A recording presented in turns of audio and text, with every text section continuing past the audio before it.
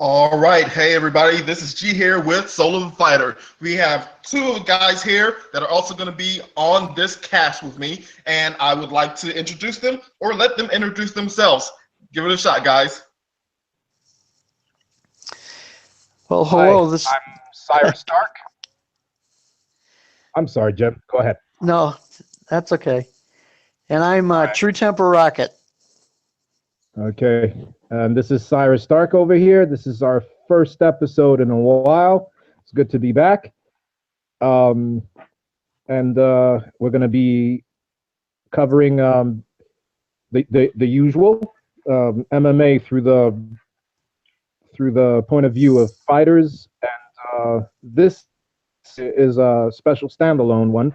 It's basically we're reacting to the latest incident with Cyborg, aka Christian Justino, what they so-called fighters retreat, the incident, but we're also going to talk about the widespread, if you will, fighter malaise and the way the UFC in particular treats its talented fighters.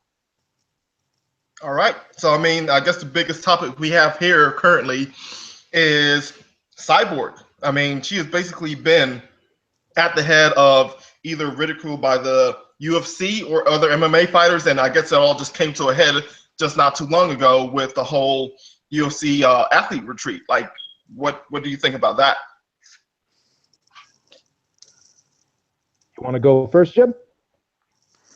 Well, this incident with Justino, as we were discussing a little earlier, impresses me as um, well. First of all, it's unfortunate, and secondly, I think it's indicative of well, for lack of a better word, mismanagement of the company. What kind of a company allows its employees to act in such a manner, and that manner being uh, why this fighter essentially bullied and gets away with bullying another employee. I don't understand why the UFC allows that kind of thing. I would think that the UFC would have called this fighter in on the carpet and told her that this just isn't going to fly.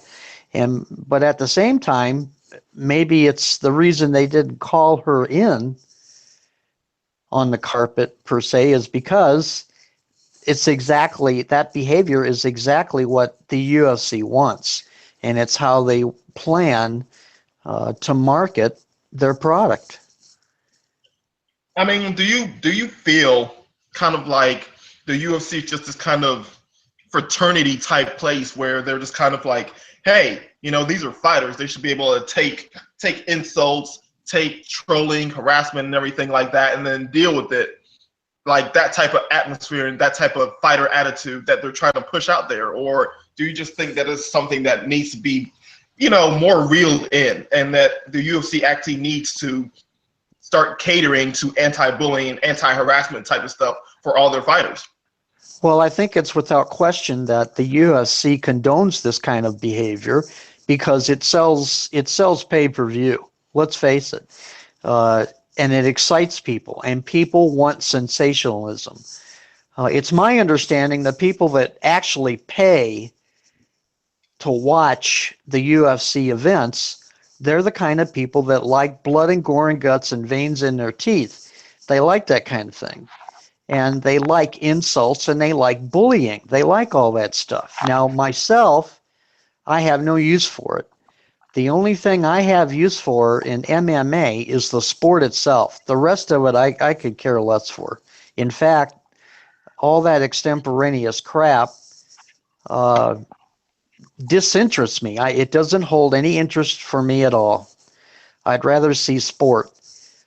So I guess what I'm trying to say is the UFC likes this kind of activity. They like this kind of behavior. They want to market that stuff. But not everybody wants to see that. And I'm one of those people that just don't want to see that kind of behavior. Okay. Okay. I couldn't agree more with both of you. I just like to point out a couple of things. This is how I see it. This is my personal viewpoint. Um, I love both your points about like how they're pushing one thing over the other.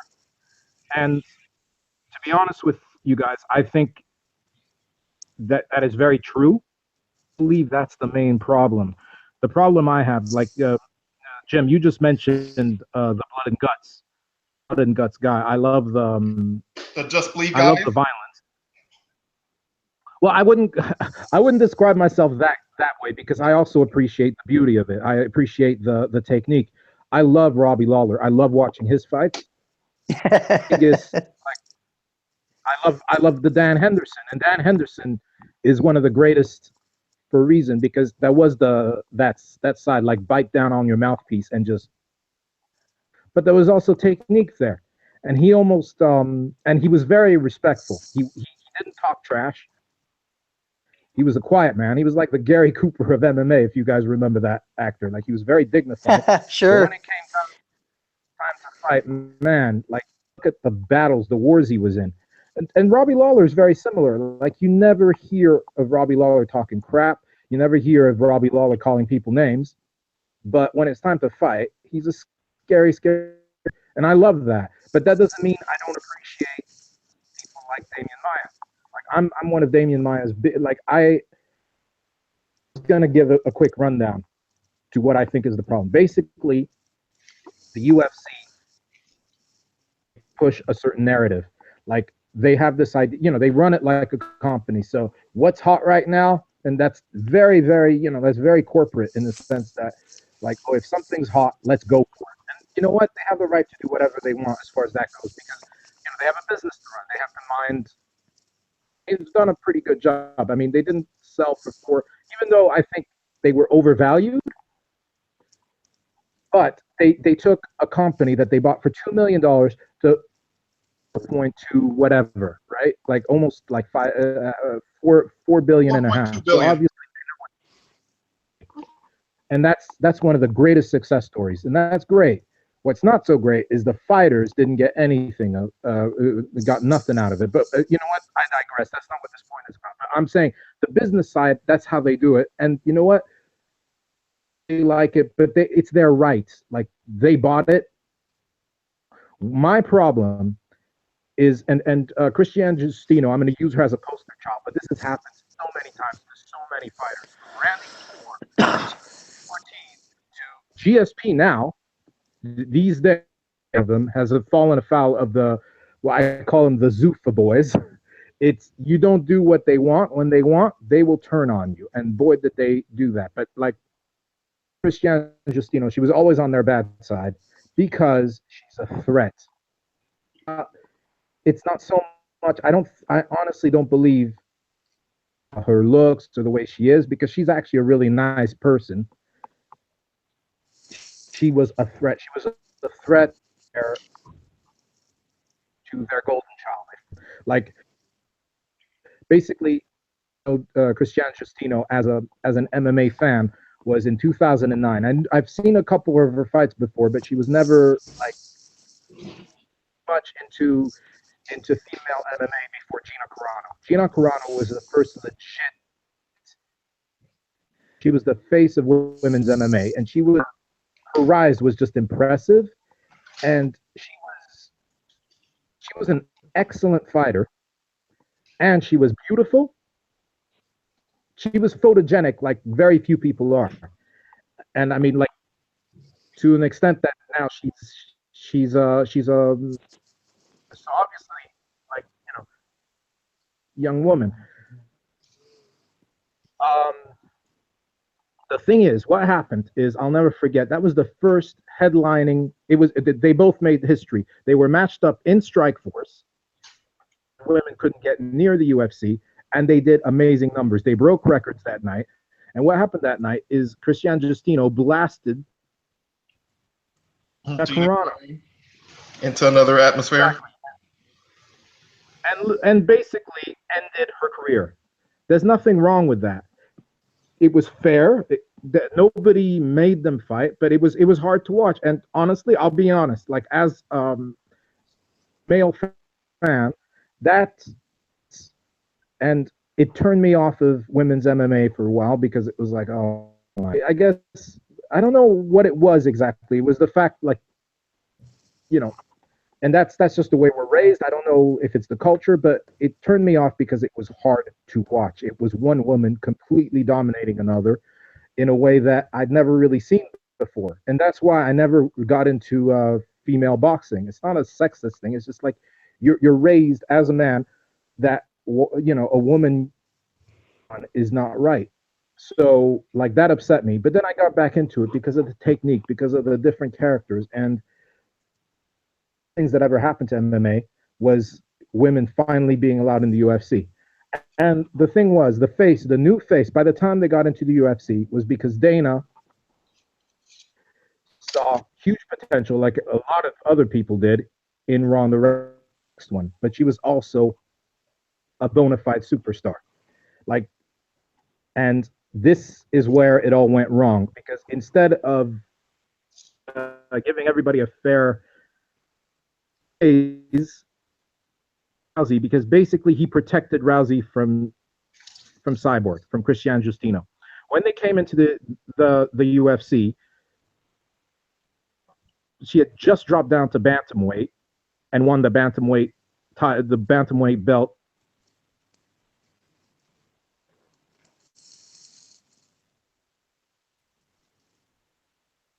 So, you mind if I ask this question now? Go ahead. Do you believe that ever since then, of Cyborg popping hot in Strikeforce and basically not really avoiding the UFC, do you believe that that whole thing went south? And ever since then, the UFC has just always like had her on this blacklist to allow people to target her and to bully her, even the UFC itself. Do you think that's why? Like, why do you think that is? Can I answer that? Go ahead, Jim. Well, my experience with spectating MMA is fairly new. I've been doing it less than 2 years, and the reason I got into MMA is because I wanted to learn about it, and I wanted to be able to discuss it with other people.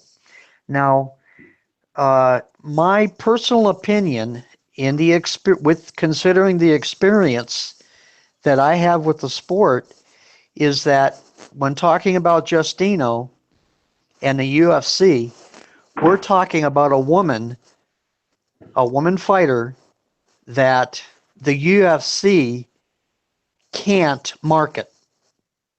And the reason I say that is because the UFC would rather market girls with big breasts and lovely faces. And Justino, let's face it, gentlemen, she's not a lovely woman. Fair enough. That is fair. And if Justina were here, I'd tell her that she's not a lovely woman. And I think she would accept that. I think she knows that. And I think she understands that. And the UFC understands that. And they can't sell her. The UFC sells six packs on men and tits and ass on women. That's what they sell. Oh, you mean like the Paige Van Zandts and Sage Northcutts of the world? Yeah, and Paige, exactly. Those two names right there are real popular to use in this instance. Van Zant and Northcutt. They look great. We'd all love to be them, but they can't fight. Sorry. Yeah, no, what you just said, but I have to disagree with you, Jim, because Cyborg sells. You have that's what see that's the problem with this narrative. That's a UFC narrative. He uses that. Dana White uses that to he's beaten her with that stick for years, just like he beat her with the PED stick. But I'm sorry, I have to call bullshit. She broke records on a bad UFC card. That UFC card, the last UFC card that she was on, was at the wrong time. An NFL game, a playoff NFL game, if I'm not mistaken, and a big night, but it was a pretty big nationally televised NBA game. I believe the Cleveland Cavaliers were taking on the Spurs or the Golden State Warriors. It was a big game. Should have sunk. Let me, like, I've been watching this from the beginning. I can tell you, Cyborg sells. There are more ways than one to skin a cat. She is a draw. The thing is, the real problem is Dana doesn't like her. This is what we're talking about. This is petty. If the UFC had been run, and I hate it because there's pros and cons to every situation. Basically, the UFC, a mom and pop shop, compared to like most international companies who are run by boards. Like, for example, let's say the league, the NBA. The NBA, it's run by a board with one guy on top, but that one guy on top runs it like the owners want to run it. There's pros and cons to that. The cons is that every interview you get with a fighter, with a player, is boring because it's all about the bottom line. Like, oh yeah, Well, players say it's not good because it's going to upset people. But the UFC, and this is the pro, it was run by Dana and the Fertitas. And basically, Dana was the public face of the UFC. So what he said went. He wanted to push, went. The problem is, the con is Dana is a petty bitch. He's extremely petty. If he doesn't like you and it's personal, he will do everything in his power. That's why you have the Diaz bros. The Diaz bros are superstars. You're close to 1 million on a pay-per-view card. You're close to 1 million every time. I can assure you. Like, you look at Nick Diaz's numbers, they're spectacular every which way you look at it. Nate Diaz as well. Everybody knew for years. He said Nate Diaz didn't move the needle. Look what he did last year. And he's no fool. Like, these guys get high and everything. These guys are smart young men. And he knew it. He said it from the beginning. He said, you put me on Fox cards because you want to use me, but you don't want me to blow up. Like the way an athlete, a combat athlete, a superstar is through pay-per-view. It's always been that way from the time pay-per-view concept. So basically, it's Dana holding Christiane Justino back because the numbers she did on her last two cards have blown up. They were over a million viewers. Okay, Cyrus. I don't discount what you're saying, but at the same time, Dana White is a businessman, and if Justino brings in those kinds of numbers, how does he explain to his bosses why he's not putting her out front and center? Because he doesn't like her. He will. Well, hold on. We're talking about money here. How does he explain to his bosses that he's not putting the big money out in front? How does he describe that? This is where it gets psychotic. Like I said, there's pros and cons to every situation. I loved the way, there was a side of me, there's a part of the UFC, like the way, well, it's actually MMA. It's not just the UFC. The reason I mentioned UFC is because when Strikeforce went down, nobody's been bigger than UFC. Now, thankfully, Bellator is gaining ground because, in large part, to Dana's pettiness in the way he treats talent. So people are leaving. But for years, and he's known for that, and Zuffa were known for that, they would leave money on the table, lose money to spite you. And they've done it to plenty of fighters in the past. I can prove it. It's proof. People who actually know, like, the ins and outs of Zuffa know it. Like, they did it with they did it. They've lampooned their whole part just to fight you. He can get away with it. Getting away with it. Point because he's friends with it. Like I said, they're the mom and pop store. Like, he was a childhood friend of the Fertitas. So basically, and the Fertitas were guilty than they seem, because, like, Lorenzo always came across as classy. Like, if Dana was getting away with this because Lorenzo was more than happy to let him get away with it. But now, where he's not going to get away with it anymore because now the WME IMG era of the sport, but they don't know squat about the sport. Like they've proven it from the company. They have no idea. They don't have a clue. An MMA promotion. So for now, he's getting away with it. At one point, they're going to get wise and they're going to open their eyes. Now, I'm not trying to paint Cyborg as a martyr here. Like, Cyborg's made plenty of mistakes during her career. The first big one, like public mistake, was her for PEDs. Like, she shouldn't have done that. She should have been more careful, but she did it. But that's what I'm trying to say. Like, this has nothing, like her popping positive in 2010, I believe, was her mistake, but it has nothing to do with the UFC's refusal to deal with her because plenty of people have had issues with PEDs. I'm not saying it's right. I'm not saying defending people's views. I'm just calling out the facts here. Like, this has nothing to do with it. Vitor Belfort has struggled with substance abuse most of his career. They fast and loose with the rules. Like, basically, there was a time not so long ago where you did have therapeutic use exemptions, and he abused that. And there's others, like there's guys that I was a fan of, like for example, Josh Barnett. Josh Barnett just failed a PED test for the fourth time in his career, and he doesn't get half. That's why I'm saying it's time to start talking straight here because Josh Barnett pops for the fourth time. He doesn't get half the abuse he gets. Okay. It's all about. Let me ask this question.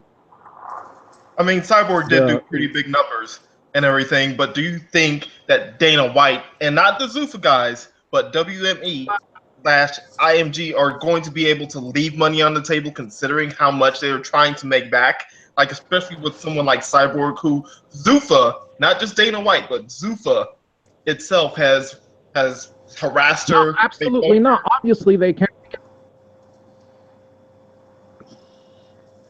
Mm-hmm. Yeah, I mean, I think we're turning into the business side of MMA, but no, absolutely, they obviously can't because they've overpaid for a promotion, so they need to make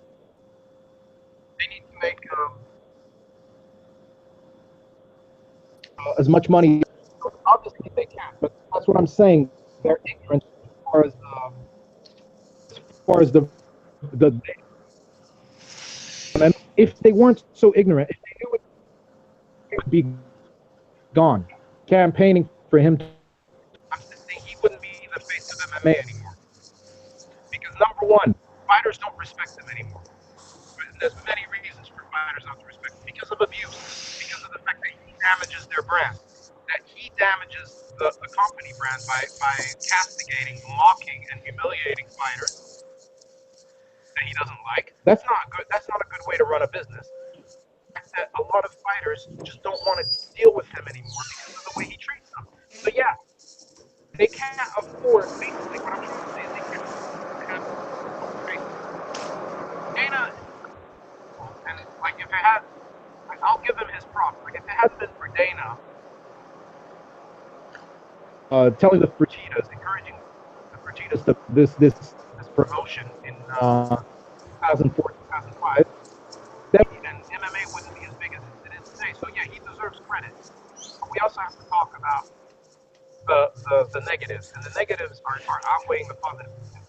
Basically, they can't afford that. Like, that's why we're getting so much talk of super fights and money fights, because that's all that WME IMG are interested in now, because they need to make borrowed very big banks with huge interest rates to get to overpay by $2 or $3 billion. So yeah, but the thing is, they have no clue. And my point is as well.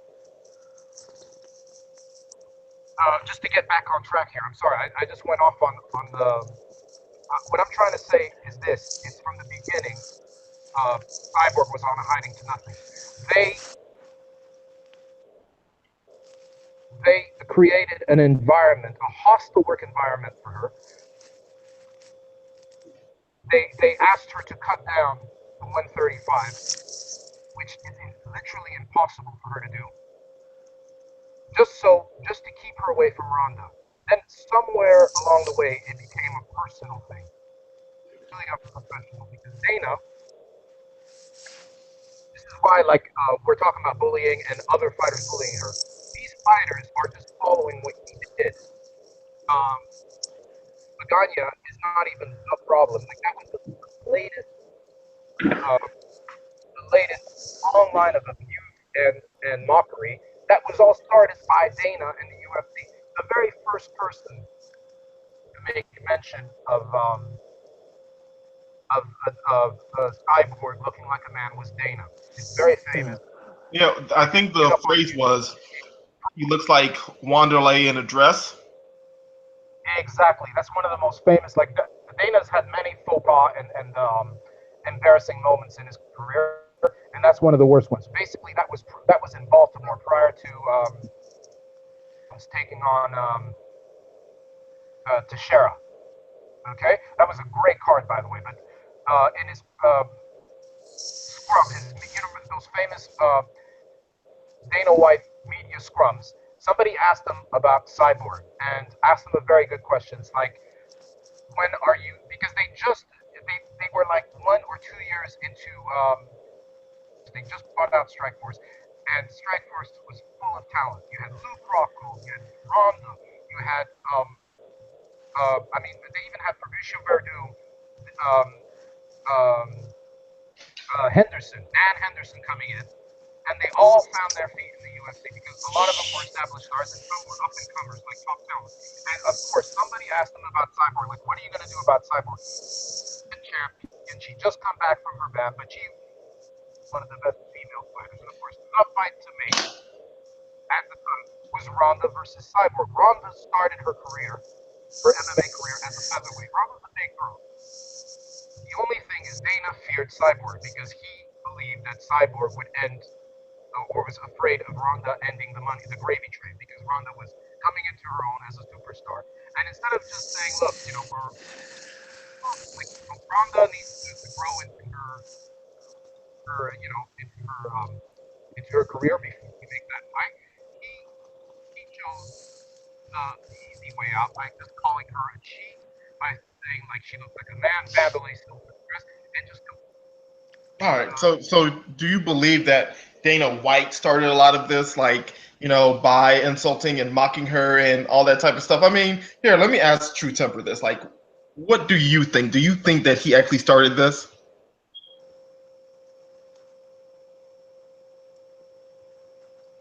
Are Temper, you asking me? Yep, you there? Yeah.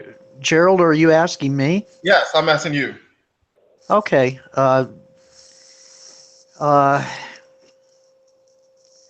I think probably yes. I don't like to think that a responsible businessman would act in such a manner, but uh, from what I know about Dana White so far, I can't honestly trust anything that comes out of his mouth. And I mean, anybody can readily bring up examples of how he's gone back on his word, particularly this Mayweather fight. I'm just finding it hard to understand that the mouthpiece of a $4.3 billion business could be allowed to have his emotions run the company. It just doesn't make any sense to me. It's not responsible at all. Just hard to believe. What I was thinking is that somehow he could produce numbers to demonstrate to his bosses, and also he has produced supposedly numbers demonstrating that Cyborg isn't that big of a draw. Now, if I can't believe what comes out of that man's mouth, why should I believe any of his figures? Why should anybody believe any of his figures that he comes up with? Um, I I don't I can't understand how he's allowed if his emotions are in play here, and he is allowed to treat Cyborg to treat Justino the way he supposedly treats her, and we all suspect that he does treat her, uh, or the reason that he does treat her. What? Why is he getting away with that? That's a good question. Yeah, uh, I mean, $4.3 billion is not the kind of numbers that you can futz around with uh, and play games with. Certainly, somebody has to have a grasp of the real facts here, and being the real money that comes in, the real money that Justino draws. And I would think that if she does draw money, uh, how is Dana able to get his how is he able to get his way here? I guess that's what I can't understand and what I can't answer. Basically, if you don't mind, Gerald, I just want to answer that real quick. Always, like, Dana's good at what he does as well. And one thing he's always been good at is finding that one person to sell pay-per-views, to get attention and to be a star. But he's also really good at finding that one person. The way it works with Dana, to a star. And believe you me, natural. I mean, Conor McGregor, and that's a point I often make to people. He was always a star. Yeah, but there's a lot of people who have that kind of, like, the stars are things. It's an oxymoron because it means something and also doesn't mean anything. There's guys out there who are superstars who, if you meet, you'll be scratching your head because they're so quiet or they're nerdy and they're not like, the real them is not their public persona. Like St. Pierre, and he doesn't sound like a superstar. He sounds like a geek. He sounds like a nerd. Superstar because people got to know him and were impressed with him, and he was charming because he was honest. He was the first fighter. He was a badass. He looks like he's cut out of rock, but then he'd talk about and being afraid of public embarrassment, and like found his calling because he was like, I'm more afraid than anybody else, but I face my fear, which makes me brave. Like, that's not your typical fighter. And to get to the point, basically, Dana's very good at finding stars, but also finding stars that really fall with him, that will push his narrative through. That's why Brock Lesnar, because tons of people, Brock and those fans, had it in the heavyweight championship, which is the most one of the championships that you can win, and friends with Dana. That's why, like, he's pushing. That's why he's always been big on pushing, like, the Paige Van Zandt, Sage North, because they're nice kids. They're young. They don't understand everything that's going on. I'm not calling them dumb, but I'm calling them like they're puppies compared to the average fighter. And he's very nice to them, and he pays them right, and he treats them like he should be treating fighters, but he doesn't. And those guys will be loyal to him. They will be his people. And one of my favorite fighters is Chuck Liddell. Chuck Liddell probably the fighter his friends. They knew each other outside of fighting circles, and Dana always looked out for Chuck Liddell. And Chuck Liddell was so that's the way it works, and that's how they cleverly were able to make it a success. But don't get me, like, don't get it twisted. Like, one of my favorite arguments is when people ask me, like, oh yeah, how do you explain Conor McGregor? Like, he was always a superstar. I said, yeah, but he wouldn't have been that successful. He wouldn't be this successful. He wouldn't be that famous, and he wouldn't have exploded the way he did if it hadn't been for Dana helping him out. Conor McGregor was shoved down our throats like nobody else. Like even Ronda came into the UFC as a bona fide star. She became a superstar because they pushed. They what's that word? They Promoted. She was promoted and pushed as well. She got that push. Like fighters are always talking about that push, and there's a lot of fighters out there, for one reason or the other, who are not getting that promotional push, and like they should, because they would be superstars. So basically, Conor was pushed. I think the only one who comes close as well and as much is Brock Lesnar. But Conor, like, remember, it went really quick. But Conor was when he had nothing to do with the card. When it was a Ronda Rousey card, he'd have live interviews. They'd push him. They'd have like segments. They'd interview him for his next card.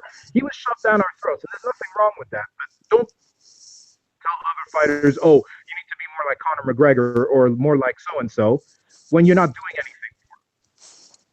Like, put it this way: do you think Conor McGregor would be as big as he is today, as successful as he is today, if he was given the Diaz brothers treatment? If he had been treated like Nate, particularly? I don't think so. Exactly. That's the point. That's why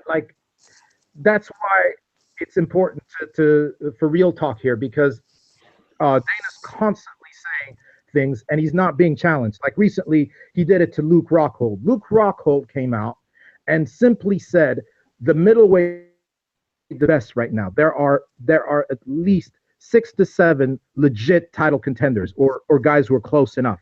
Like there's elites.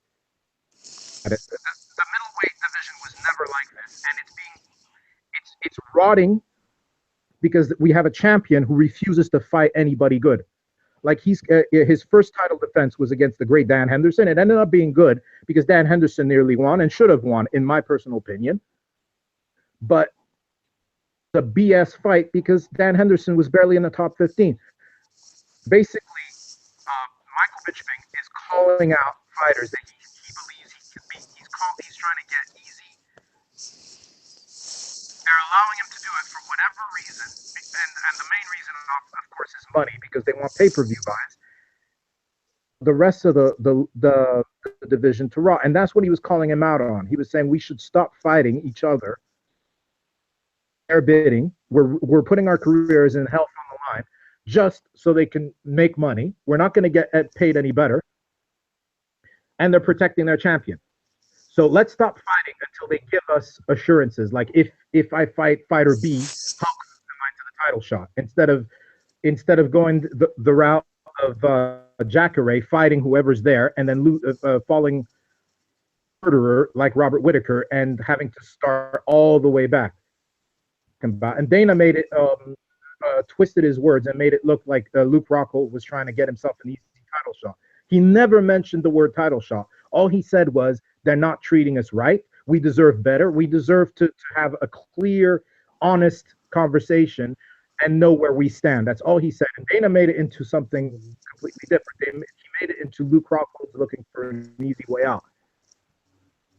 That constantly. And it's time for people to call him out. That's what I'm trying to talk about. Yeah, I mean, I think we're getting to the point here where it's like we're starting to see that the kind of toxic atmosphere that's being caused in the UFC is kind of stemming from one place.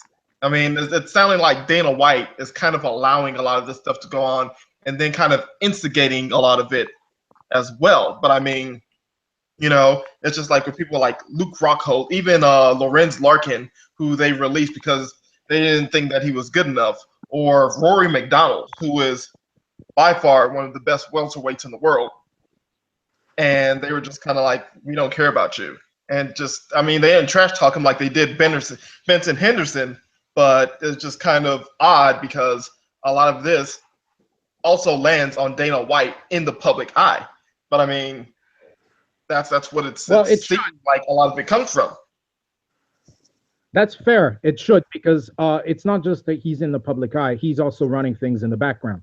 Like, I don't know how much longer he's going to be doing that, because hopefully they realize that what he's doing is hurting their, like, the WME IMG. They don't care about the fighters. They've made it very obvious. But what they do care is about money.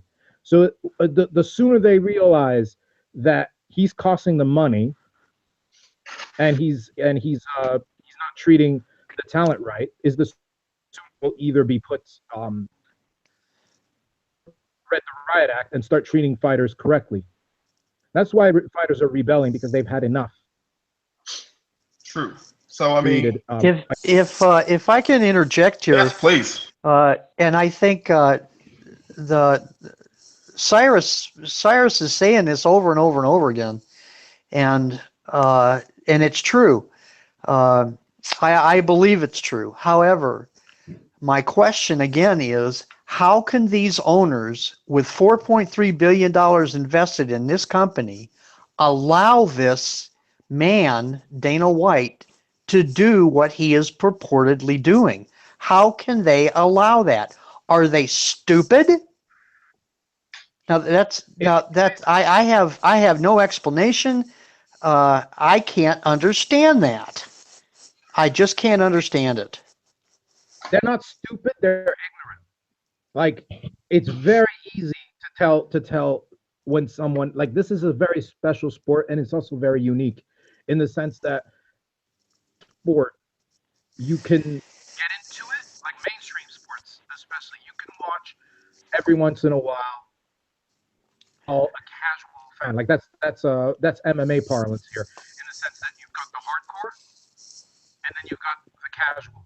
A casual gets exposed really quick in MMA circles, I can tell you, because they'll say embarrassing things. Like, a casual will Conor McGregor is the greatest fighter ever. That's one way of telling a casual. A casual will know that Conor McGregor has never defended. A casual will think that Sage Northcutt is one of the elites. You understand? And that's how, in a sense, and the casuals, unfortunately, are the ones. The casuals are the ones who bring the big bucks.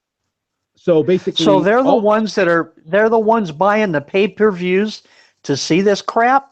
Yes, they're the ones bringing the money in because they want to see the drama, they want to see the fights, they want to see those storylines, and instead of actually wanting to see elite fighters fight each other to see who are the best. They're the ones that want to see sensational entertainment. Am I right? Exactly. They're the ones who like earlier you were talking about the washboard stomachs, the six packs, the tits and there's more money there, and so there's more money in that market than there is in hardcore fans that want to see sport. Well, you have to think. Absolutely.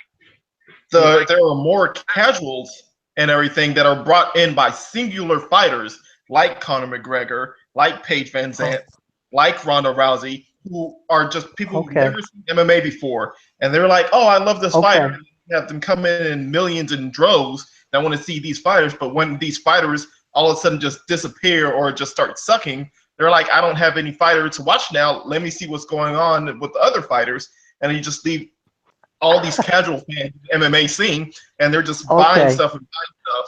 And then you have the hardcore people who've been watching since the beginning, who number very little. Oh, okay, Gerald. Now, what you just said to me, I understand it, and it makes sense to me.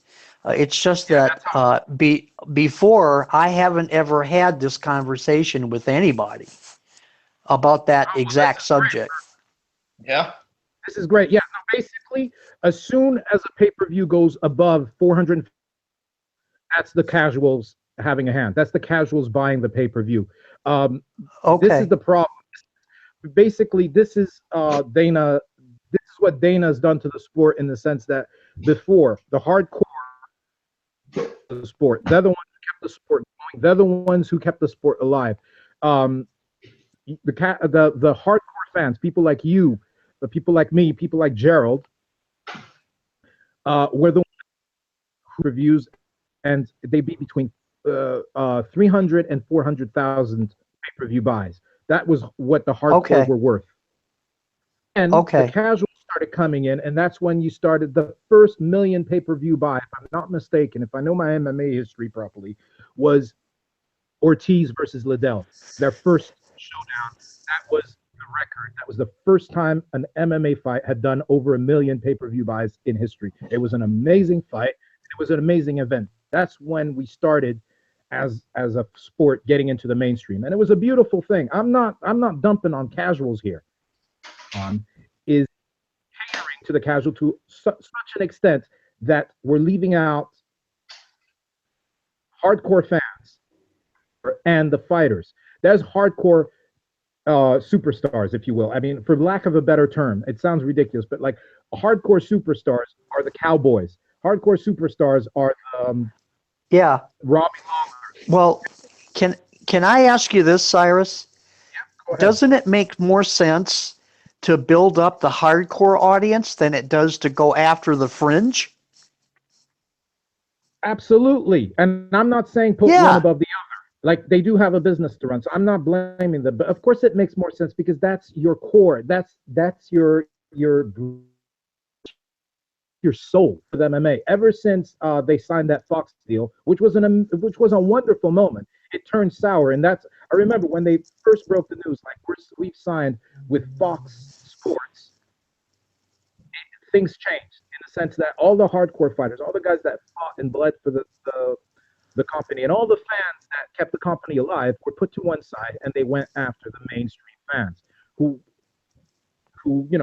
will give you more money when they're interested. But that's the key word: when they're interested. When there's no Conor McGregor, when there's no Ronda, these people disappear, and you're left with the hardcore. The thing is, the hardcore fandom is dissipating. We're disappearing. We're a dying breed because hardcore fans are fed up because they've either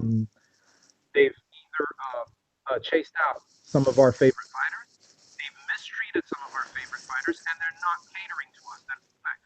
And Dana's made it very clear on his social media accounts and the way he talks that he doesn't care about us because we don't like everybody. Okay, main audience bigger. Remember, the age groups are different too, but as well, they failed to develop our market. Like, I'm not going to get into it too much, but like the African American market, I hate that term, but the American market is huge, and they might not be the richest, but they're loyal. Look at the Latino market. These two markets have fighting in their genes. They love fighting. They love. They just look at boxing, and they would never develop. That's a problem. And there's huge untapped potential in Europe. There's huge untapped potential in Asia because they failed. They bought to reach out and respect the Asian market, namely the Japanese. Remember, the biggest crowd ever. I mean, I just posted an article yesterday on my feed. The biggest 10 big out of the 10 biggest crowds, 8 or 9 of them were Japanese, but they lost out on all of that because of the way they treated the Japanese fans. They treated them like, oh, they'll just get on. Like, very to the American culture in the sense that Asians love blood, they love like violence, but they also love honor. They love respect. That's why Victor Cui of the excellent Asia's biggest promotion, ONE FC, was talking about it and saying, the difference between American promotions and ours is that we would never make it here. Like, basically, we'd be in jail every other presser tour. That shit doesn't fly in Asia. In Asia, like, you can be as violent as you want. Like, they don't even follow the unified MMA rules in the sense that you can knee an opponent to the head You can even soccer kick an opponent, but when the fight is over or between fights, you will respect your opponent. You won't opponent's sexual. But I mean, the stuff they do, like the way Cyborg's detractors talk about her, that would land you in jail in Asia. Dana White wouldn't get away with it. He'd be called on it because that's disrespectful. I'm talking about a difference in culture, but then of course there's in any culture there's a line, and that line's been crossed. That's why the UFC missed out on a lot. It's basically they've done a great job in making money, but they could have had way more, not just money, but like they could have reached out to a lot more people if they just tried, and they didn't. Like they've always had superstars. They've always had a guy that stuck out. Like from the very beginning, there was always a guy. Like sometimes a star is chosen by the public, and I mean, from the early days, the Tank Abbotts, those guys were chosen. Like we chose them because we loved watching them. They were, they were different. I mean, Hoist was the baby-faced assassin. Tank Abbott looked like a truck driver who just got, who was fighting in a car. So he was the first Roy Nelson. So the Ken Shamrock. Exactly. Like no, Nelson. I love Nelson. People love Nelson. Don't ever. Nelson is a genuine superstar. Dana has never had anything good to say about him because it's a personal thing. Like again, Dana is a petty person. Nelson, because Nelson doesn't play along with this crap. But Nelson, and you think how many Dana White has had to say about him, people still love him. And whenever he fights, I can tell you, people show up. Like you can fill a card with crap. I will watch it just for Nelson. If I know Nelson's on there, I will watch it. There's many people who feel that way because he looks different. He doesn't look like an athlete, but boy, he is a warrior. Like there's a lot of potential to this day in MMA, in the UFC, but they're not tapping into it because it's personal. That's the downside of running an international promotion, I'll add, like a mom and pop shop or an old boys club. It's like you're in or you're out, like that old like to borrow a term from Meet the Parents, a circle of trust. Well, now that petty you say and that, it's unprofessional. I have a question. So, with the whole good old boy or inner circle and everything like that, how do you all feel the UFC is going to handle this whole situation that they actually have a chance to turn into a PR success with Angela Magana, Chris Cyborg? I mean, Chris Cyborg went ahead and punched her, but it's been a long trail of mocking her, taunting her, making fun of her, and everything, which is cyberbullying and everything. Who do you think the UFC is going to side with, and how do you think that they're going to handle this situation, especially since they can use this to actually make, peace with Cyborg? Like, what do you think, Temper? They're going to side with Justino because if these two ever fight each other, Justino's going to win. We all know that. And the UFC is going to associate itself with a winner, not with a loser. They would avoid that like the plague. So I see it as they'll side with Justino in this. Okay. I mean, what do you think they're going to do? Like, do you think they're going to fine her? Do you think they're going to suspend her? And especially with Magana now saying that she's going to sue Justino, like what do you think legislatively that they will possibly do or even think about? I don't think they'll do anything. I think that what it does for the UFC is the way they look at it is it's positive. It makes for media attention. It makes for marketing. I think they'll let it go. Well, okay. I honestly hope you're right, and we're talking like I'm not even talking about what's right here, but I'm just talking about on a cynical level, a money level. I hope you're right. I'm just not. I'm of two minds here because if you sort of read Dana's reaction, it almost sounds like he's going to go the opposite, even though it would be the worst thing he could do. And I'm not talking about a moral standpoint. I'm talking about a money standpoint, like what's good for business, because there's no valuable between the two is Justino. She's the better fighter. Yep. she's lost a fight. She hasn't since her debut. Her debut was a defeat, and since then she's rattled. I think she's on a 17 or winning streak. So she's one of the greatest. Like she can legitimately claim to be the greatest female MMA fighter in history. But side, like the draw between the two is Justino. The only way Magana even gets any kind of mention is because she has ridiculous social media posts. That's why I have no time for people like that. The truth is, though, and this is how sad it has gotten, Magana is actually a legit fighter. She has a 10-year career, and very few people know this because she's known as that idiot who posts every day. And for her to actually get attention through just being a nasty person, like posting disrespectful pictures of Cyborg and comparing her to a monster or a creepy little doll is disgusting and disrespectful. And I'm sorry, like you shouldn't go around punching people in the face, but she earned that. Like for Justino to do that, it's a long line of abuse, and I guess it boiled over, and she did it. I'm not defending assaulting people in the street, but I'm sorry. I was also grown up on you can say what you want, but you also have consequences. Old enough to talk back, you're old enough to get fucked up.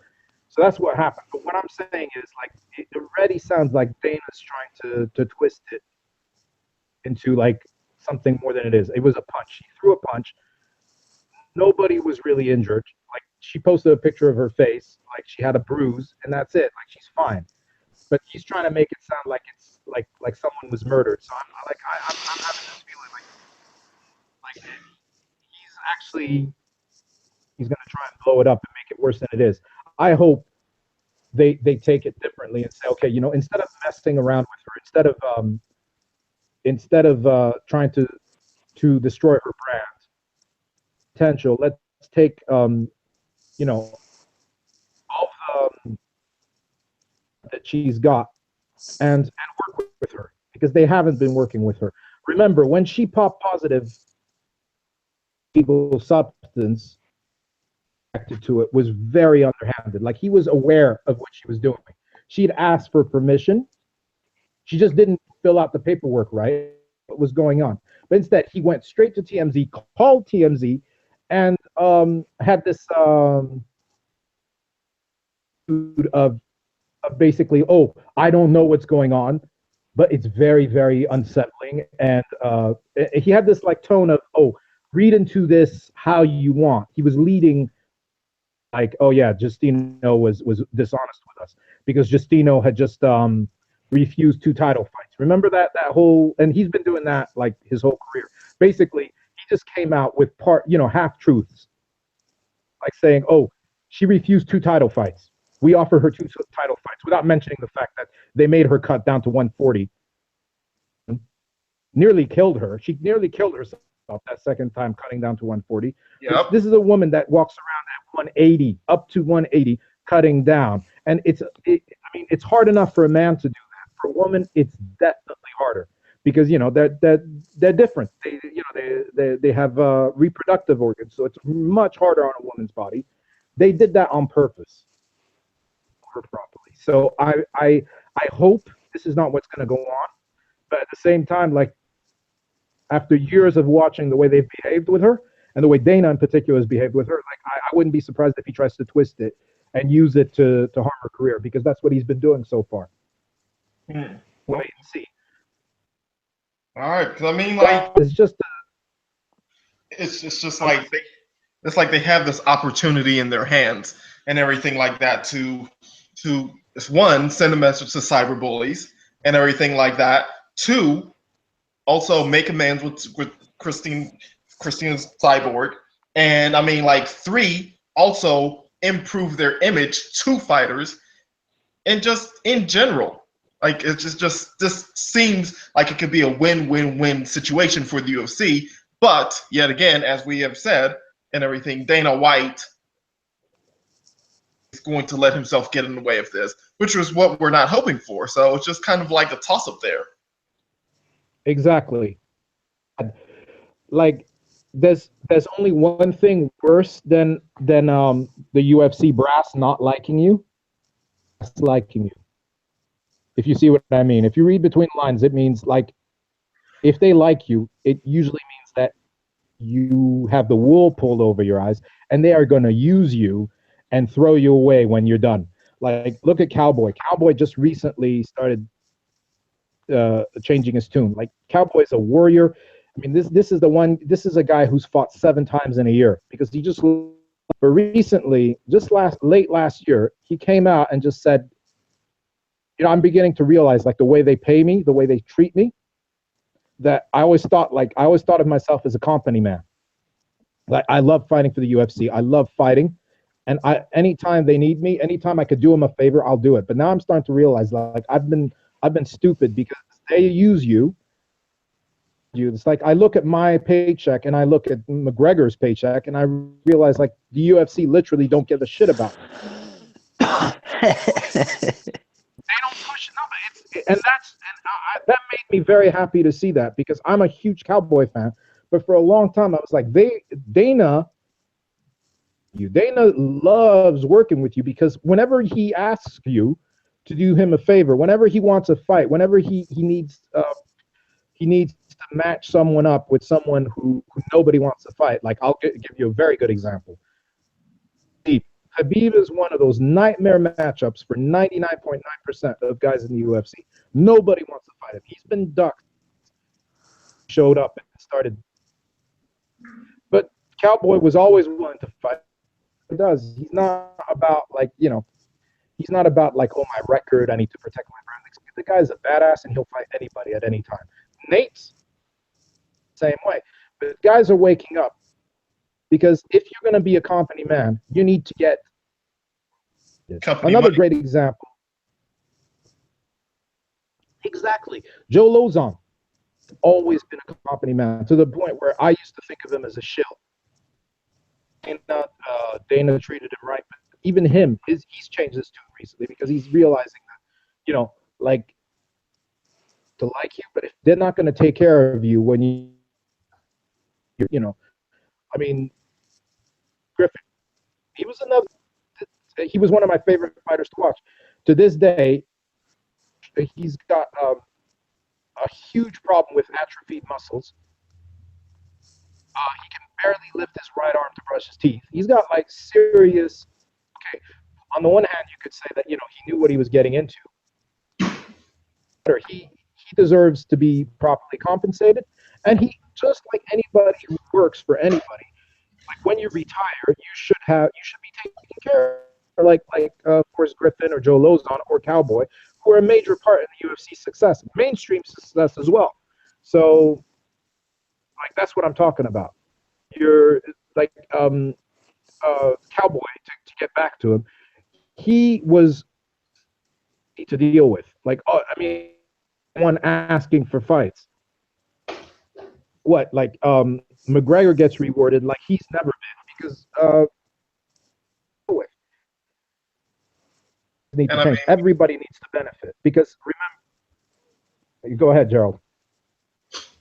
I mean, yeah, it's just a big difference between like McGregor, Cowboy, and Lozon. I mean, it's kind of like with McGregor, they didn't have to build him up. They didn't have to present him to people. They didn't have to do any of that because McGregor was just his own entertainment from the get-go. And I guess that's why they love that. But then, in the same instance, it's kind of like they're like, oh, you can entertain people? Let's give you $200,000 more than all these other fighters who fight 7, 4, 5 times a year. And I mean, I'm not going to say that it's a terrible business plan, but it's definitely not fair. And people, like you said, Cowboy, Lozon, all those other guys are going to start seeing that, and they're just going to start demanding money like from the get-go. Like, I mean, what do you think, Sam? This is where I disagree. Yeah, go ahead. Well, personally, much of what we've talked about here is valid. And I think the only solution that I see in the immediate future is that drip by drip and fighter by fighter, uh, they're gonna leave the UFC and go to places like Bellator that'll treat them fairly. Uh, that's the only thing I see that's happening. Uh, that will, for a lack of a better terminology, teach Dana a lesson. That's the only thing I see happening. Happening as we speak. It's been happening for the last 3 years. Like, they've lost Benson Henderson, they've lost Ryan Bader, they've lost Phil Davis. Might not be the most flashy, or they might not be, Yeah, but there's some it's of the drip best by fighters. drip. Phil Nothing will happen Davis until bigger and bigger. nothing will happen until a guy like McGregor goes to Bellator, and then the shit will hit the fan. Yeah, but you know what's coming. Like, I can actually see this happening. McGregor probably will never leave because eventually I he don't think wants. McGregor. But I that's just, don't think McGregor's going to fight another fight for the UFC. no, he isn't. Yeah, but he's great for the UFC. He's not great for MMA. I've always said that. There's a difference. The UFC is the company, is the money making machine. He's great for them. Buddy, like that idiot from Anheuser Busch. Oh God, that was like one of the cringiest moments I've ever seen. Be successful. You You know what? I still haven't seen that video. I'm gonna obviously have have to check no. that out. The If you're Anheuser Busch guy talking, telling everybody to be Conor McGregor while he's up there drunk.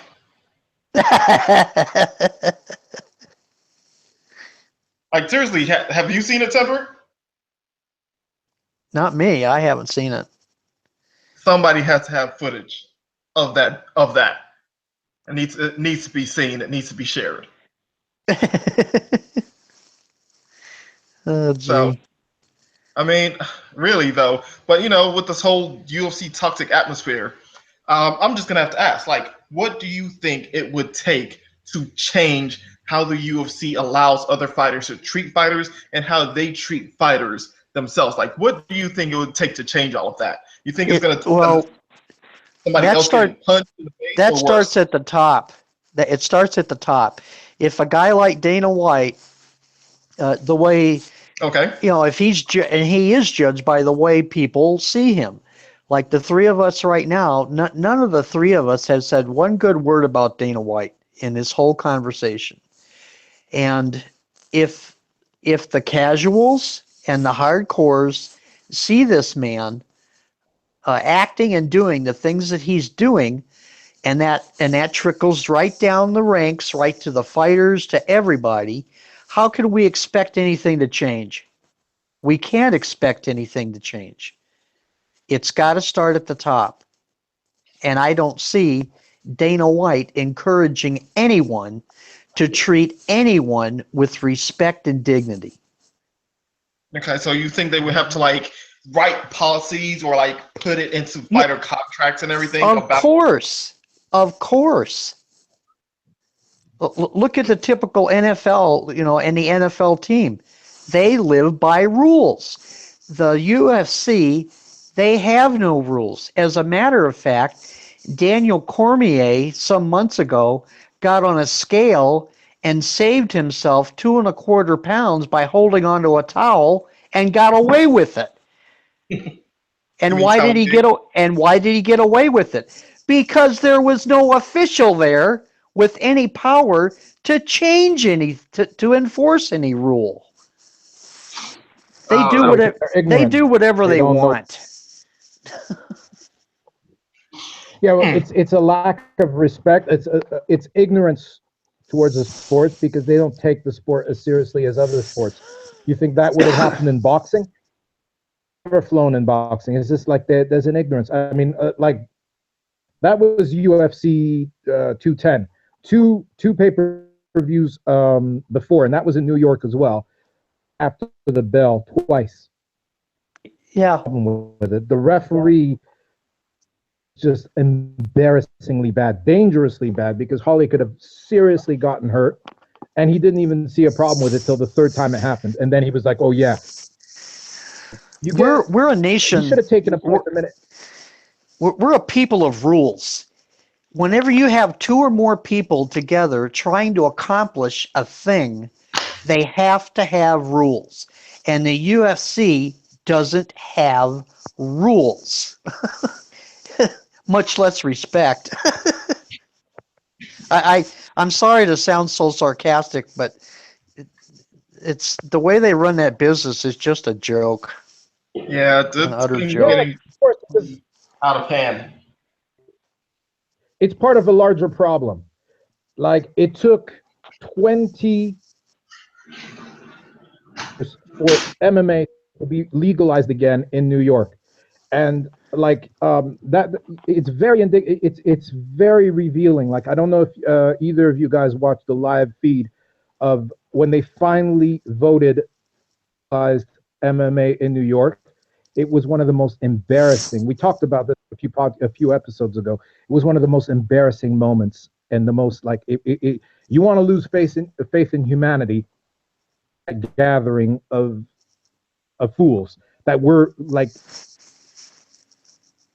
to make the sport legal or not in New York. Like these people had no idea what they were talking about. One of them, Rosie O'Donnell's brother, by the way, was saying was comparing MMA to sex without the payoff. He actually making laws for people like you and me who make direct. Another one who was dressed like Mugabe was talking about slaves fighting of old, you know, like Mandingos fighting when we still had slaves. Invited Mugabe to New York and hailed him as a future, the future of the world, and like a great example of leadership. Okay, and these are the people that kept MMA out of New York for years. So we shouldn't be too surprised that nonsense like this is going on. So it's Right. not just, you know, like there's a wider problem, and it's not the end of the world. It's not like it is solvable, but we need to take care of people like that. We need to educate people like that, and then it'll trickle down. But it's like fighters, when they get in that cage, they depend on the authorities, and they trust the authorities to protect them. Like if they go unconscious, no, and that the referee will save them, Right. because somebody's going to get seriously hurt one day.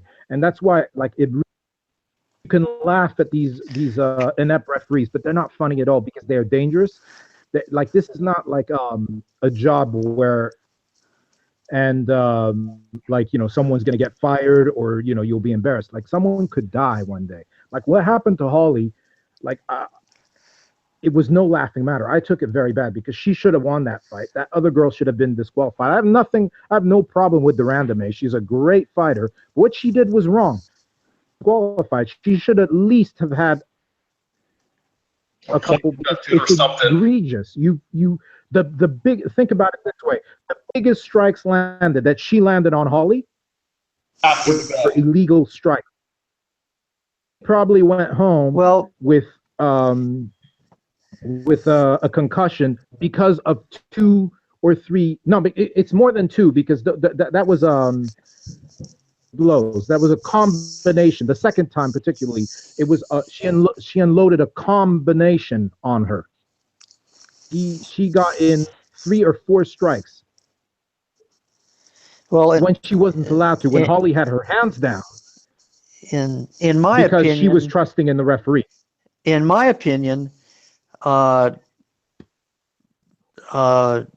opponent knew what she was doing. She knew when the bell was going to ring. She did it twice.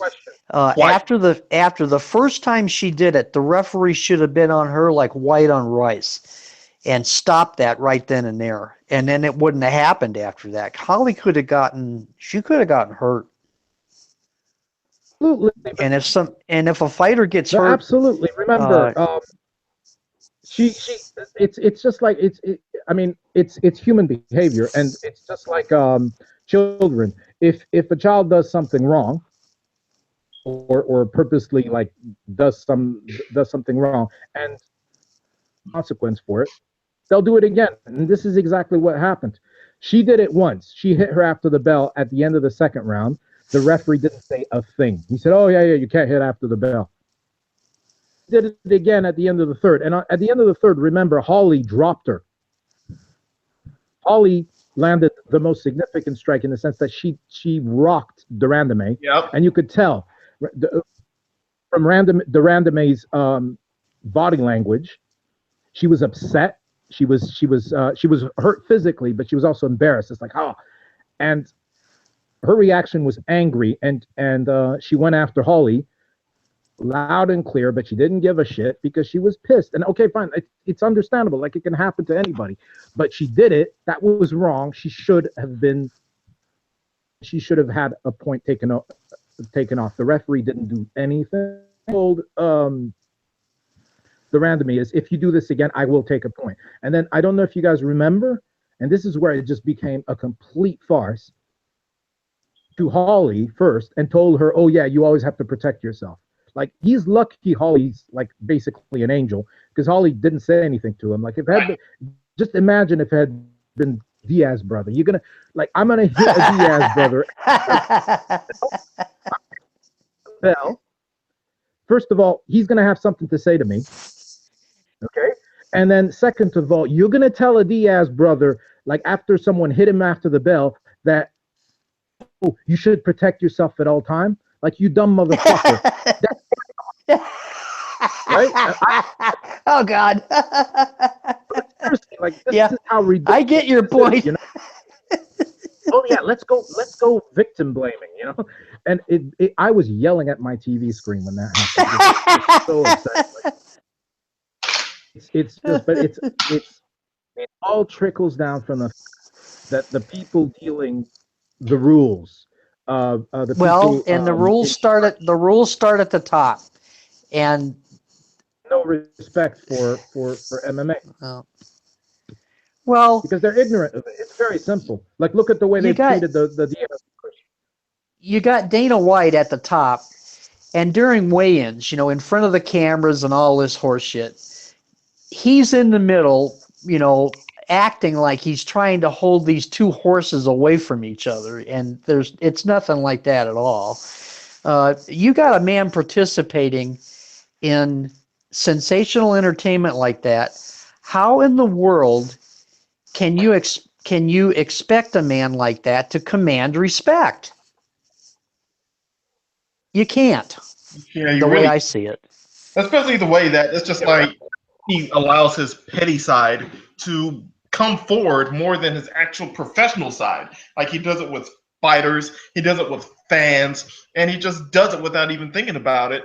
And a lot of people, that's something that doesn't go away. And Dana White orchestrates reaction. And very simply put, he does whatever the hell he wants to do, and he expects you to accept it. People like that, a leader like that, is not a leader. A leader like that is a tyrant. Mm-hmm.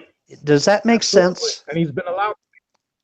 It's because that you can't, like, it's just like the famous. Okay, I'm going to use a very like any hardcore MMA fan will know exactly what I'm talking about. The tribe about fighters aren't employees, right? Technically, fighters are independent contractors. Okay, that's think tennis. Tennis is the same thing. Like, you participate in the ATP tour, will participate in 50 different tournaments a year with MMA. That's the way it works. Because you are an independent contractor, so they don't owe you health benefits. They don't owe you dental. They don't owe you a lot of stuff that an employer owes an employee. This is where it gets really twisted. You are Okay, treated like an employee. so Cyrus, Protection. Yep. where does loyalty start and stop in a relationship like that? There can be no loyalty because Yeah, loyalty turns. That's what I was trying to say. Loyalty. yeah. That's why. That's what I meant by the worst thing that can happen to you is the UFC likes you. In that twisted, a vicious cycle, loyalty means you're a fool. Means you're not just a shill, but an idiot. Like you're not getting it because You're basically they're treating you're you a like an lackey. employee. They will impose, and whether you are cowboy, Donald Cerrone, for those who don't know who I'm talking about, is Yeah, I know. a I know. great dude, but he for years he was exploited. Just now, it made me so happy. It happened in New York, where he kind of woke up, his eyes kind of opened for the first time, and he was like, "Oh shit!" You literally before our eyes, he was like, I'm," but fighting ages you like nothing else. And for the first time in my life, I'm thinking of what happens to old cowboy. Cowboy. When I'm done fighting, when I can't fight anymore because I have injuries or I'm old or I'm too slow, who's gonna take care? Like, what if cowboy needs brain damage? Like, who's gonna show up? Because he started looking at all the greats of yesteryear, the Mark Kerrs. Mark Coleman is especially a problem for me because he was one of, and now he can barely walk. Like he almost died a couple years ago because of the problem. There's others.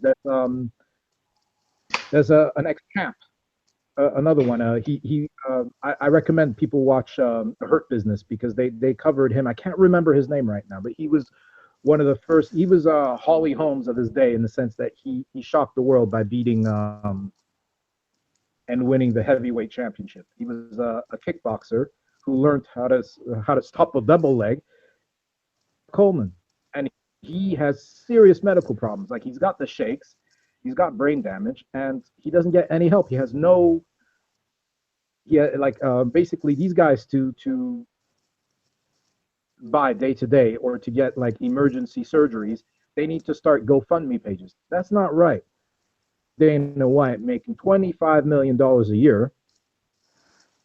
Like that has to be something. The problem is fighters are independent contractors and they think that way. It's very hard to talk to a fighter and say you guys need to get together and fight for each other when their business is beating the hell out of each other in a cage. So it's not impossible. Like there were some positive moves made last year.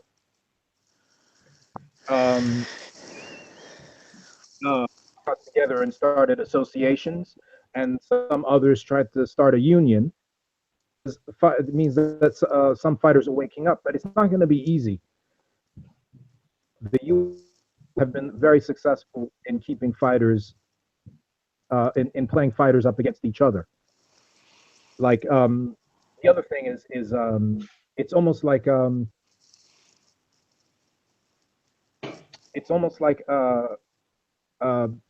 being just doing whatever the UFC wants you to do is like, oh, how tough you are. Like, oh, the UFC are going to take away my my like 90% of my earnings through the Reebok deal. If I complain, it shows weakness. There's a lot of fighters who used to think that way, and that's how they were able to rule through disunity, basically divide and conquer to get away with it for so long. If I'm making any sense.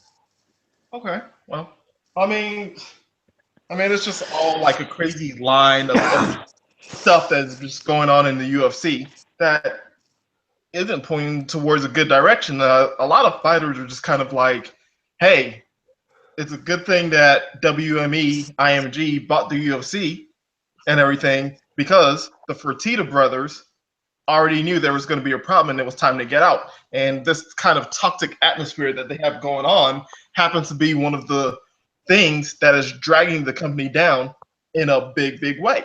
So, I mean, do you all think that WME is going to finally say, we've had enough and basically basically rein in their fighters, rein in their employees, and actually make this a company where there's no more of this weird bullying and or cyberbullying and harassment from employees and other fighters? Like, I mean, like this is just a general question. So, I mean, what do you all think? Well, I think that until the UFC begins to spend more than 17% of their income on their employees, the employees are going to experience the present strife that they're experiencing. Absolutely. The NFL No, spends, or the NFL pays 49% of their profits to the players. 49% of $14 billion. And exactly. to how many hundreds of people they pay that to? While the UFC pays 17% of $4.3 billion to way, way, way fewer people. Nothing's going to change until the people get paid fairly. Right. Makes sense. I mean, especially when you put it in that perspective. But I mean, I'm hoping that it changes. I mean, what do you think, Cyrus? I mean, give us your thoughts real quick and everything. Because I mean, I guess it's time for us to start winding down. Like, what do you think? Okay, basically, what Jim just said, True Temper just said, is absolutely right. And the operative thing here is, do you think the NFL pays 49% to its athletes because they're good people, because they're honest? No, it's because they've been made to do it. Because athletes got together, formed a union, formed an association, and said, nonsense. And we're going to go on strike. We're going to stop you. We know what we're worth. We've gotten legal representation. People who understand how business works, and basically, without us, like it's the talent, it's the athlete. Like, yes, okay, fine. The commissioner is important. Um, the staff is important, but people are not tuning in and billions of dollars to watch the staff or the commissioner. They're there for the athlete. And the sooner MMA fighters realize that, that's when they're going to be able to do that. And the NBA,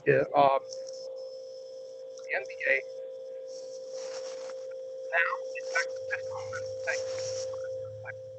Believe me, that's the bare minimum they're willing to concede. So you have to tear the money out of their hair. Basically, the reason the UFC pays 17% of their total revenue to fighters is because they've had it their own way the time. No one's challenged them. And because of the way they run their business, have no clue how much it was worth until recently they sold it for $4.1. So every time, like, I mean, I've heard stories of fighters doing great numbers and then the UFC telling them they did less. Way. So basically, it's time for fighters to get legal representation and threaten the hierarchy for the first time in MMA history, because nobody's going to do it for them. Nobody's going to do it out of the decency of out of decency, especially not the UFC. Actually, like a great example of decency is Scott Coker. He's not perfect, but you'll never hear a fighter complaining about it because he's always treated fighters well. I believe a big part of the reason Scott Coker is such a good has such good relationships with his fighters is because he used to be a fighter himself. He used to be a Muay Thai fighter, and he's passionate Right. Hmm. of competing and athletes. He understands athletes a lot better than Dana ever will. Dana's never fought in his entire life. See it as a business. Like, he runs the business side very well, but the fighters always come first. Fighters have always been happy with him.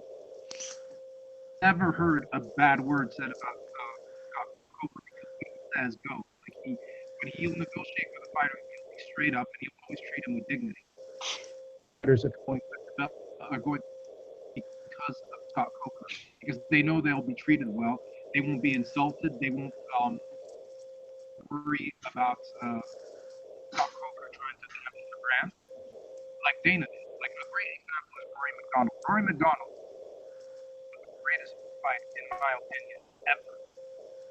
Robbie Lawler, UFC 189. It was a masterpiece of a fight. It had blood and guts, but it also had moments of great beauty, of heart.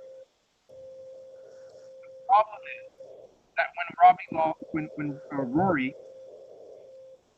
Rory McDonald's contract ended, he wanted to be properly paid. He said, like, if I'm gonna put my mind like this, I need to be properly compensated. They refused him. And the minute he decided to start negotiating and he didn't even want to leave at first. Initially, he was just on the open market, testing free agency and getting a feel of his worth. Definitely coming back to UFC and negotiating a better contract. The minute he said that, they started working against him. And that's true. It's happened so many times. They started treating him like an enemy, like as if he was hostile. And like from the off, Dana started his reputation in crap. Rory McDonald will never be the same. Rory McDonald is done as a fighter. He said it just a few weeks ago when Rory was actually an official Bellator fighter. Like, oh yeah, Rory's done. Like he's finished. Like he's damaged goods. Basically, that's what he said. And I mean, it made me so happy to see Rory back last weekend because not only was he back and he ain't finished. He's as good as ever.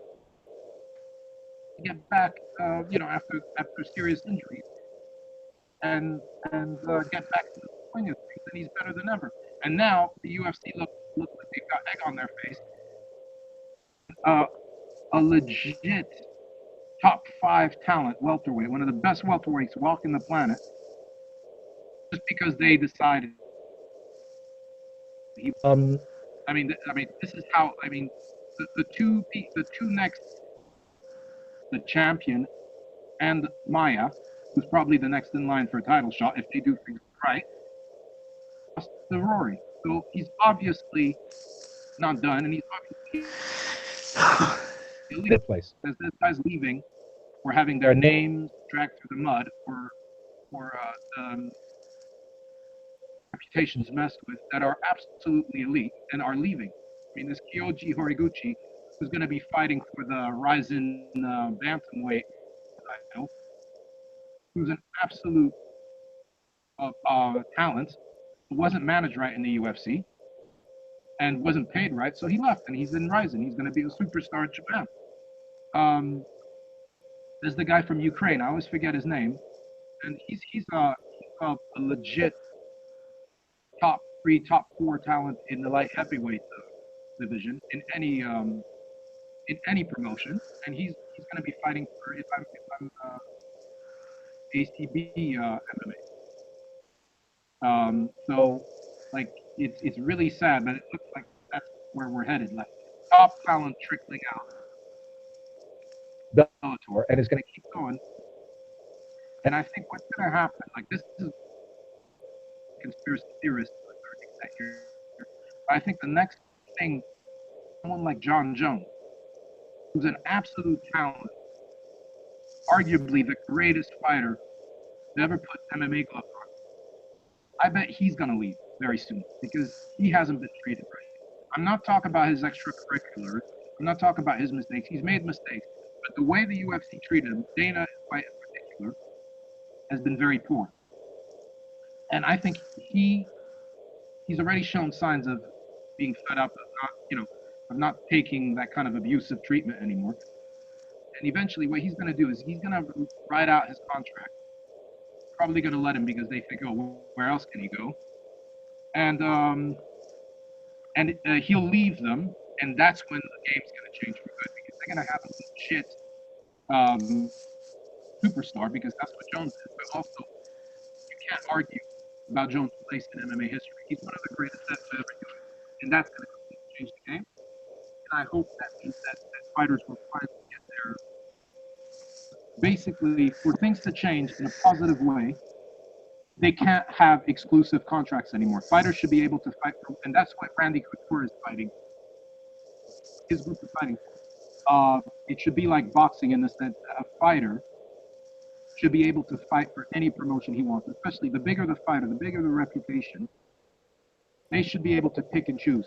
Like they should be able to jump from one promotion to the other, and they shouldn't be able to tie down. Like promotions shouldn't be able to tie down a fighter to like years on end and ruin their careers if they don't like them.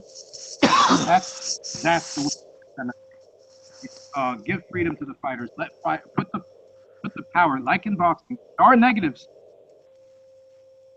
to it.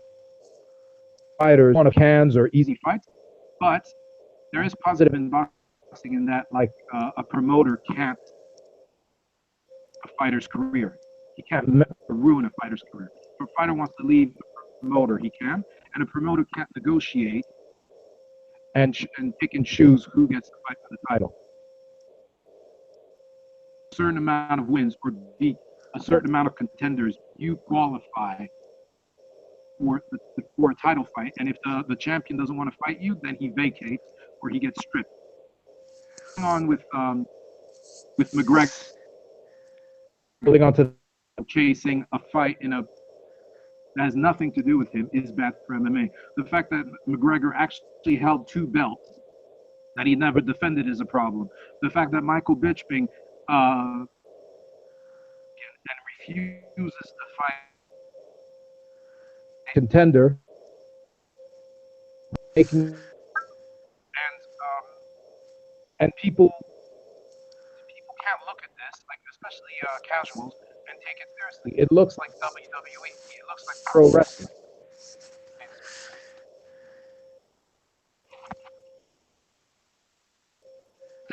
There has to be just like has to be a balance. That's what I'm trying to talk about. Like, yes, there's room for superstars. There's room for the Conor McGregors, room and respect for the Damian Maias because they give the sport legitimacy. Will show up and fight whenever you want them to fight.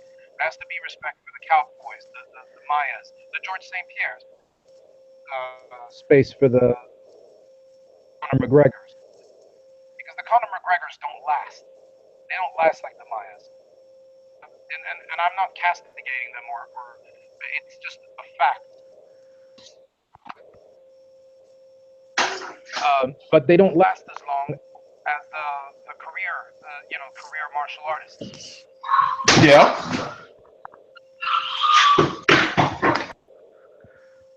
Well, I mean, I guess it's all good points on all our sides here. I mean, I guess it's just, up to the UFC to actually make that decision and actually become a better company, especially with this type of situation. It's just, like I said, it's in their hands. If they decide to mess this up and everything, I mean, it's on the news, it's on TMZ, it's all over YouTube, it's all over social media. This is their chance. And I just got to say, I hope that they will actually take this opportunity to actually present a better face, an actual better version of themselves with this opportunity. I mean, I guess it's time to start winding down. But I mean, do you guys have anything to say before we go off? No, other than I really appreciate you fellows including me with your discussion. I've learned quite a bit here just by listening to what was said, and that's and I kind of expected to learn something because, as I said before, my experience with the sport and the UFC company is very limited. Yet, and I expect to learn a lot more. This is really interesting stuff, and to get right down to it, it's human stuff, and we all like human stuff. So thanks again. Thanks again, fellas. No, thank you. I mean, Cyrus, will you have anything to say before we go offline? Great.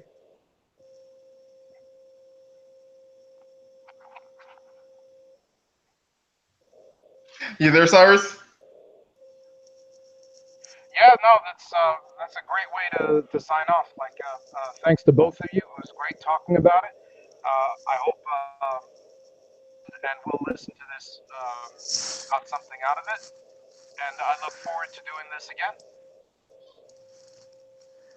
All right. Well, hey, it was great having both of y'all. You know, it was great things, and there will be more to come, people. So, as always, don't forget to subscribe. Leave us comments on what you all think the UFC should do or how this whole event has played out. Like, just give us your thoughts, people. Well, this is Soul of a Fighter, and we are signing out. Thank you all for listening.